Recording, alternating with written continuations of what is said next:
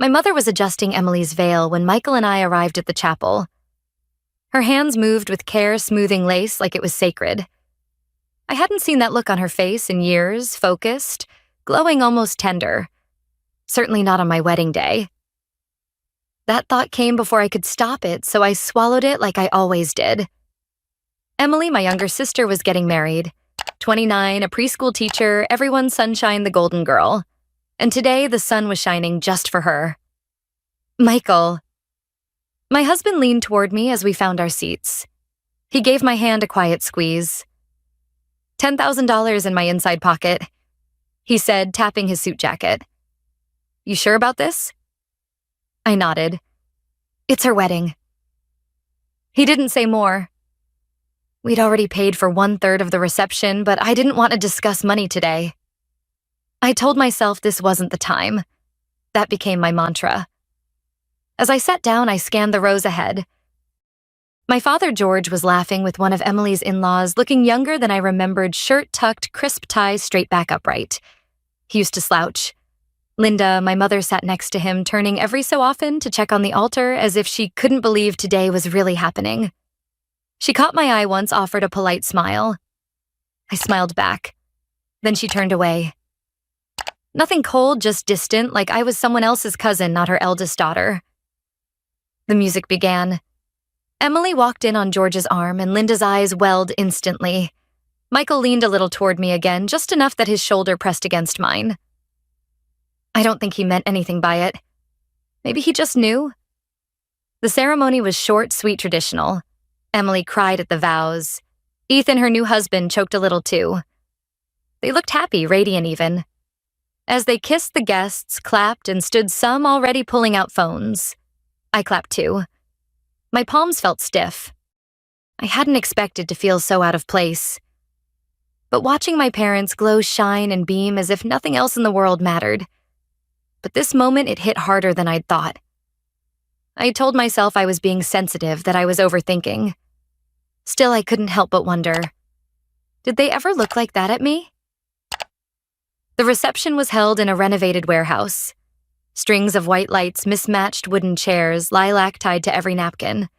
It was tasteful, expensive, and well-organized. I knew because I helped organize it. Not that anyone mentioned that out loud. Dinner passed in a blur of polite conversation. Michael chatted with Ethan's uncle about real estate. I picked at my salmon. My parents were seated at the long head table beside Emily and Ethan, beaming like royalty. I stayed 2 rows down with Michael smiling when someone looked our way, nodding when Emily glanced over. Then came the toasts. The best man, one of Ethan's college friends, kept it short and full of inside jokes. Emily's maid of honor, her childhood best friend, cried halfway through hers. Then my mother rose, holding a champagne flute with both hands. My father stood beside her, clearing his throat. Thank you all. My mother began tapping her glass once. We're so grateful to see so many of you here to celebrate our beloved daughter's wedding. Beloved, it hit like a pin under my rib. She's always brought joy into our lives, George added. Always been full of light. Michael's hand slipped over mine again. I smiled tightly and nodded the same way I had smiled through my own wedding dinner when Mom had stood up and merely said, "We're glad Rachel found someone," but now they were practically glowing. My mother reached into her purse and pulled out a small stack of papers. Ethan and Emily. She corrected herself with a laugh. Your father and I wanted to give you something meaningful, something to begin your life together. She held the papers up. We're giving you the family home. The words dropped like a stone in a silent room. Then applause, cheers, clinking glasses. People stood to clap. Emily covered her mouth with one hand, eyes watering. Ethan looked stunned. I felt nothing at first, not even shock. I just stared. Michael went rigid beside me. The house. That house. The same house I'd been paying the mortgage on for 5 years. The same house Mom and Dad had begged me to help save when Dad's hours were cut at the factory, and Mom's arthritis made full-time work impossible. We never made it a formal agreement. No contracts, no paperwork, just sweetheart, we're falling behind. We'd pay you back if we could. And I said yes, quietly. Every month for 5 years. They hadn't mentioned this plan not once. No heads up, no discussion. My mouth stayed closed. My smile didn't move. Emily cried, hugged our parents. Ethan kissed her on the cheek.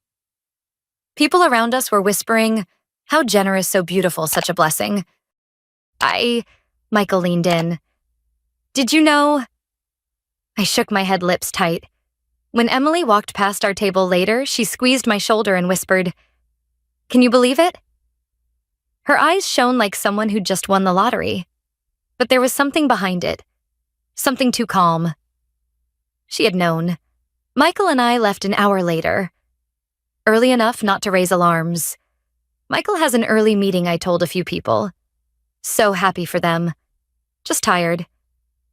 In the car, I didn't say a word until we were on the interstate. Then the tears came fast and hot. I gripped my dress like I might tear it open. "I don't care about the house," I said, voice cracking. "It's the not asking.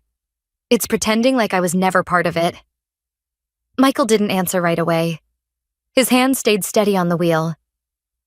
"You were more than part of it. You carried it. They just didn't want to remember that." We drove the rest of the way home in silence. Not the sharp kind, just tired. The kind where words feel too small for what you're holding back. I washed my face and changed into pajamas before I said anything else. Michael sat on the edge of the bed, untying his shoes. He looked at me like he was waiting gently, like he always did. "They didn't even hesitate," I said finally. Just stood up there and gave it away like I was a footnote. He didn't interrupt. He knew better than to rush this kind of grief. I sat beside him, the fabric of my robe soft between my fingers. "It's not just the house," I whispered. "It's that they didn't even think it might hurt me." Michael placed his hand over mine, warm and steady. And that's when the rest of it started tumbling out. I told him about my graduation, how Mom handed me a card with $50 and said, "Spend it wisely." How 2 years later, Emily got a silver Ford with a big red bow in the driveway. She's just starting out. They said like I hadn't been. I told him about my 21st birthday, how Mom and Dad said they couldn't come to dinner because Emily had a soccer game. Not a championship, just a game. And they'd already promised her. I remembered things I hadn't let myself remember. The way Dad always answered Emily's calls on the first ring, but let mine go to voicemail. The time Mom skipped my promotion dinner to babysit for Emily's cat. Michael listened silent, but with that wrinkle between his eyes that only showed up when something really hurt him on my behalf. I didn't care at the time, I said. I told myself they were just busy, that I was being dramatic. But now I look down at my lap. Now it feels like I was invisible, just the person they counted on when they needed money, not someone they loved. Michael shifted closer. "You weren't invisible to me." I leaned my head against his shoulder.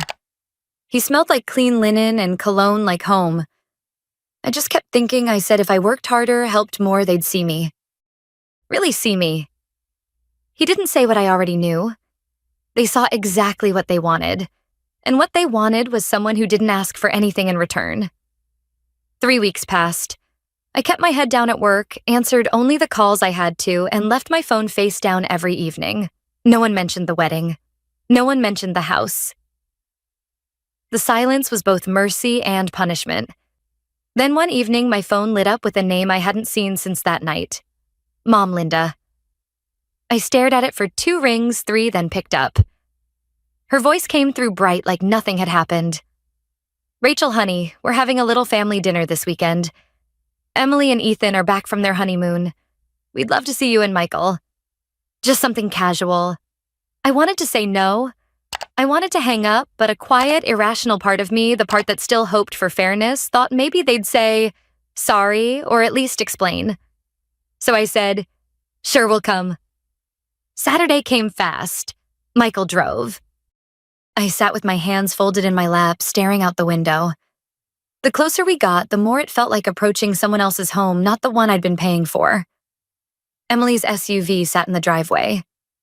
My parents' old sedan was beside it.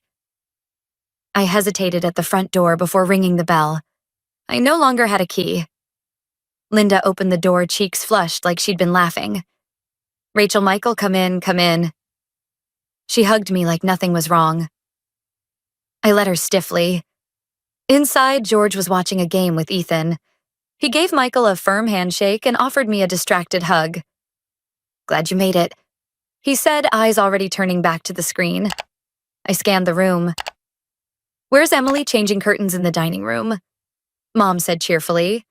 "She's been redecorating all week." I followed the sound of fabric and soft clinks. There she was, standing on a small ladder replacing Mom's old green curtains with white ones. She glanced down, smiled, and said nothing. Dinner was Mom's meatloaf, the one she used to make when company came over. The table was crowded and I was seated between Michael and George. Across from me, Linda and Emily. Ethan took the end. Emily and Ethan spent the first 10 minutes detailing their honeymoon in Florida. Every meal, every towel animal, every kayak trip. I nodded when it seemed right. Michael asked just enough questions to keep things moving. Then Linda cleared her throat, so she began tone soft. "We wanted to talk to you about something, Rachel." Here it was. As you know, she said, "We've given the house to Emily and Ethan. They're starting their life. They need space." I nodded slowly, letting her continue. George shifted in his seat. "What your mother's trying to say is we can't stay here anymore." I put down my fork. "We've decided..." Linda said that we'd like to move into your mountain cabin. It's perfect for us. Quiet, peaceful, just the right size. I didn't speak right away. I let the silence stretch until everyone felt it. "Let me get this straight," I said. "You gave the house I was paying for to Emily, and now you want to move into my property without asking." George coughed. "Be reasonable, Rachel. Where else are we supposed to go?" "That's not my problem," I said. Emily's voice piped in. "It's not like you use it that much." I turned to her. "It's mine. I bought it. I decide who's in it." Linda's face paled. "You're not saying no, are you?" "I am," I said calmly. "No, you're not moving into my cabin."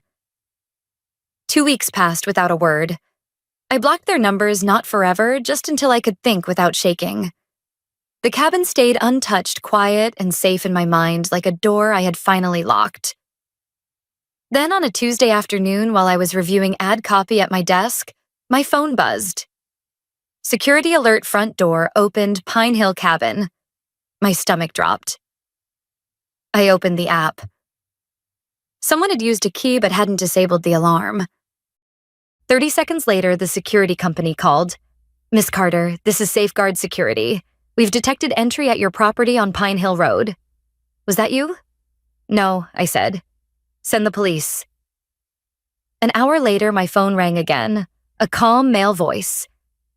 "Miss Carter, this is Officer Reed with the County Sheriff's Department. We're at your Pine Hill property with 2 individuals who identify as your parents. They have keys but admit they don't have your permission to be here." I closed my eyes. Of course it was them. "Yes," I said. "They are my parents, but they do not have permission to be in my home." "I understand. Because they used a key and not force, it's a gray area. We can remove them, but pressing charges would be up to you." "I'll come up," I said. "We're about an hour away." Michael drove. Neither of us said much. I was too angry to speak, too tired to yell. Somewhere in the middle of that silence, I realized I wasn't surprised. Hurt, yes, but not surprised. The cabin appeared as we rounded the bend, pine trees, gravel crunching under the tires, and in front, a police cruiser, 2 officers, and on the porch, George and Linda sitting stiffly among a few suitcases and plastic bins. George stood when he saw me. "Rachel, thank God. Tell them it's a misunderstanding." I walked past him and up to the officers. "Thank you for coming.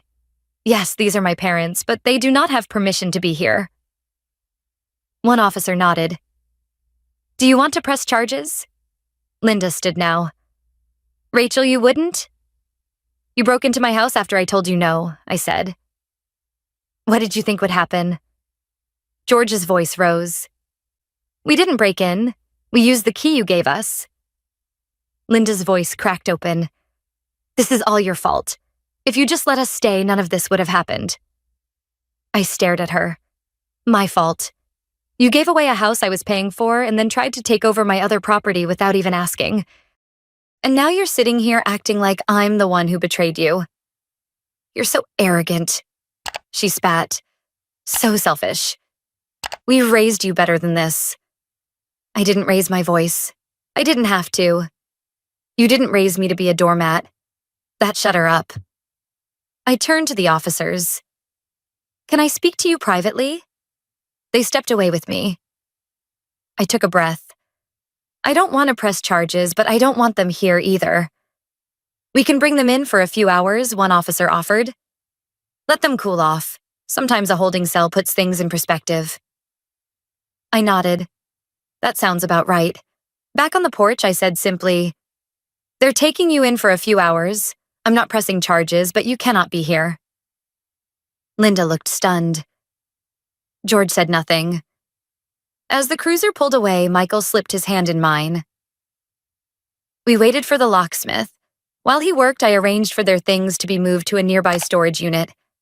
I paid for 1 month. I sent the information to Emily. I didn't unblock anyone. By the time the new locks clicked into place, the house felt clean again. Mine again. 2 days later, I opened Facebook and saw my mother's face smiling back at me from a post I hadn't expected and would never forget. Today, I learned what it means to be abandoned by your own child. The caption went on for 6 paragraphs. How she and George in their golden years were cast out like unwanted pets. How I, their eldest daughter, had called the police and had them removed like criminals, leaving them with nowhere to go, no roof, no compassion. The post was public. There were already dozens of comments. Some from old neighbors, some from family, some from people I hadn't seen since childhood. I can't believe she'd do that to you. So many kids these days have no sense of duty. That girl always was cold, even in church. I sat there staring at my screen, letting the bile rise slowly, steadily until Michael leaned over and read it with me. Are you going to respond? He asked gently. I didn't answer right away. I just opened a blank status and started typing. Since my mother has chosen to make our private conflict public, I feel I need to share a few facts. I wrote carefully, not with anger, but clarity. I listed how I had paid the mortgage on their home for 5 years. How they gave that home to Emily and Ethan without ever mentioning it to me. How they'd planned again without asking to move into my mountain cabin.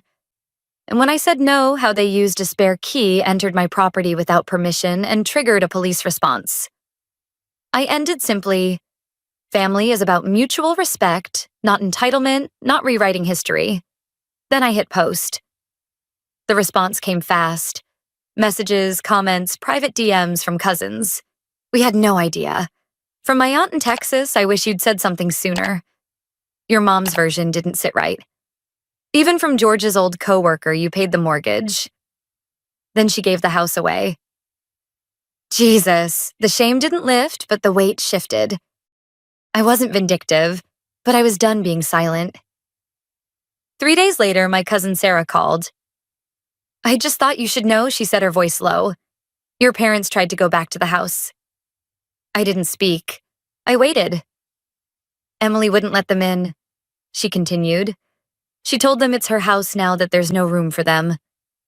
I let the words settle, not out of disbelief, just confirmation. Sarah sighed. They're staying in some apartment off Route 66. Real small month-to-month lease. Your mom took a part-time job at the drugstore. She says it's temporary. I thanked her and hung up. Michael looked up from the sink when I came into the kitchen. What is it? They went to Emily's, I said. She turned them away. He raised his eyebrows. After all that, I nodded. They're in a rented apartment now. Mom's working again. I expected to feel satisfaction. I didn't. I felt tired.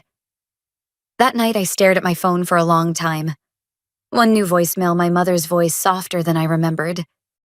We made a mistake, a big one. Please call us. We need to talk. I deleted it. Maybe one day I'd want to hear her say the words, but not now. Not when everything still felt so sharp.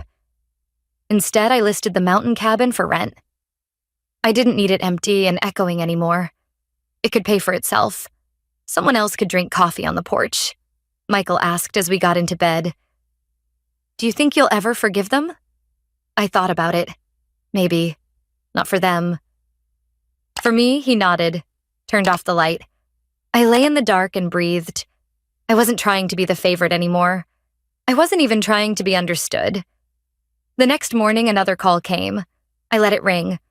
No voicemail this time. Maybe she didn't know what else to say. Maybe that silence was her way of finally listening. I watched at the screen until it went dark. Outside, the sky was overcast, a soft gray that promised rain, but not drama, just a slow, quiet washing. I poured my coffee, sat by the window, and didn't answer. If Emily was the daughter they chose, then they can live with that choice. Rachel learns the painful but liberating lesson that family respect must be mutual, not one-sided. For years, she silently supported her parents, paying their mortgage only to see them give the house to her sister without acknowledgement. Their entitlement extended to her cabin, revealing their disregard for her boundaries. By standing firm, confronting their betrayal publicly, and reclaiming her space, Rachel realizes her worth isn't tied to their approval. She stops seeking validation from those who overlook her contributions, choosing self-respect over familial duty. This shift allows her to release their expectations and prioritize her own peace.